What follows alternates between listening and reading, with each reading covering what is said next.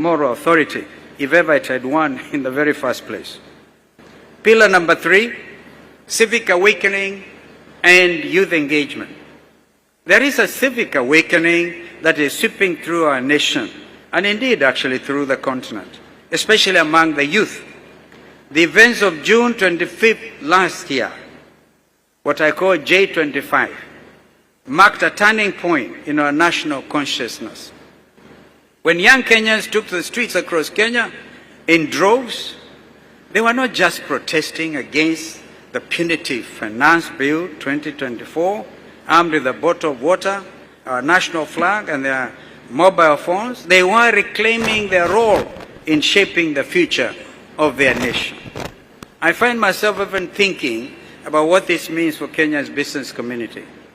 These young adults, some of whom are your own students, or indeed your own children, are calling us to answer a basic question.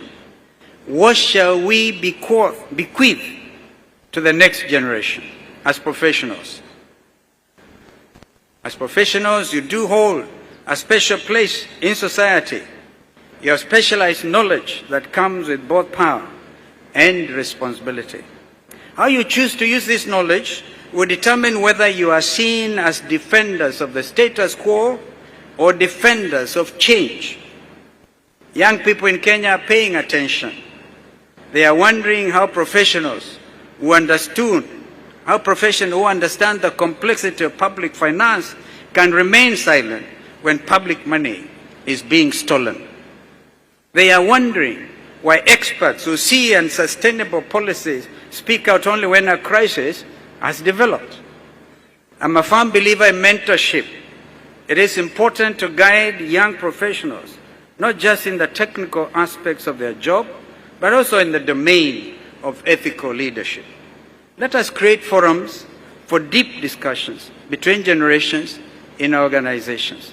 A nation that cannot mobilize the talent and idealism of its youth is one that risks falling behind. I encourage you today to step beyond professional comfort levels. Meet with policymakers, not as technical experts, but as defenders of economic justice. Use your analytical talent to bring into sharp focus the true costs of corruption and bad governance. Use your data analytics to provide us with an honest opinion on where existing policies are taking us. As our own Professor Kalista Juma correctly asserted, I quote, "It is not the size of resources that dictates Africa's development, but how efficiently those resources are utilized," end of quote. As professionals in accounting, you are guardians of that efficiency. Now, beyond